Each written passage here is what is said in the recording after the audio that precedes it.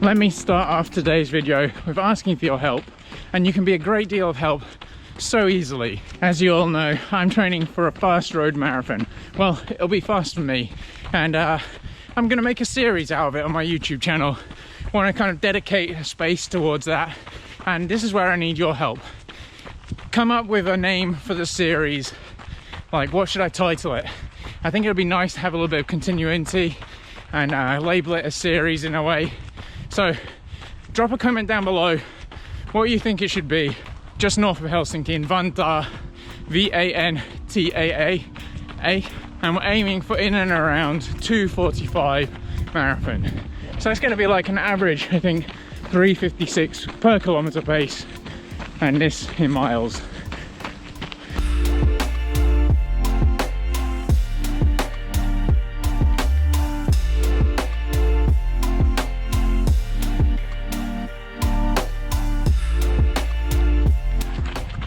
So what's been going on? Where have I been? Why haven't I been putting so many running videos up? Well, I've been active, I've been running, focusing on the training, but also I did mention in yesterday's video, I wanted to say I took a little bit of a break. So let's just get right into that. So about 10 days ago, I did this hard marathon session, 12K, then 9K repetitions at marathon pace.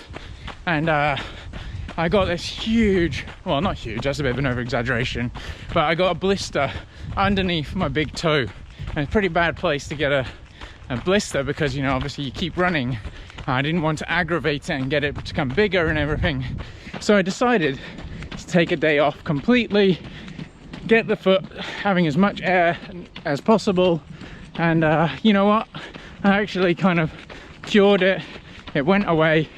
It wasn't as big as I was clearly trying to say earlier, and it meant I could carry on with my training. And that was a really important message for me, because one day off has made me be able to execute the training I wanted. Whereas if I would have just continued plugging away, maybe it would have lasted for a couple of weeks, been uncomfortable, and wouldn't have executed what I want.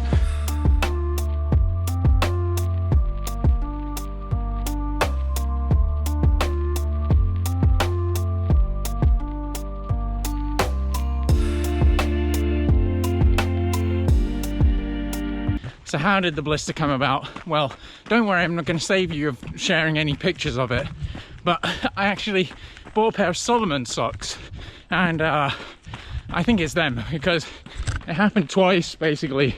There was one blister kind of on top of another, and both times I was wearing those socks, different shoes.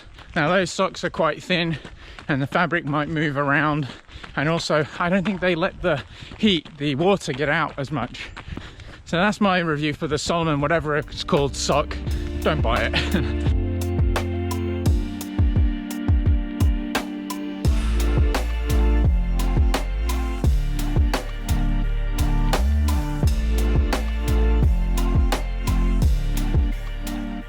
I forgot to say, today's an easy run.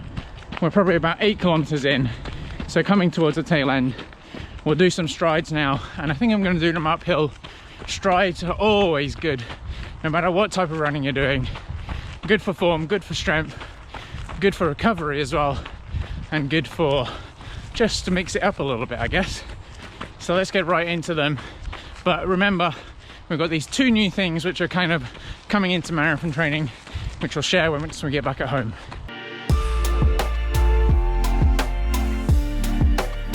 I say let's get into those uphill strides, but we need to find an uphill first.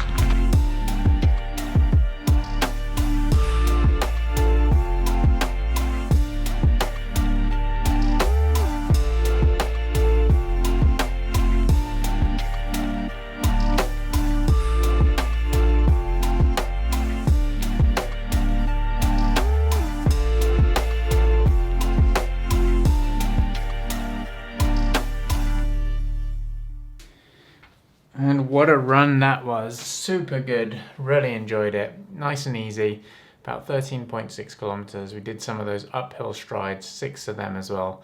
All the details over here on my Strava. Go follow if you want to have a look, a little bit more details.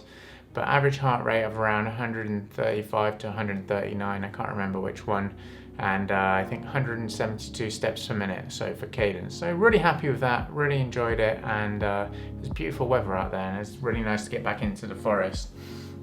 But I did say to you in the run that I've got two things I want to share with you.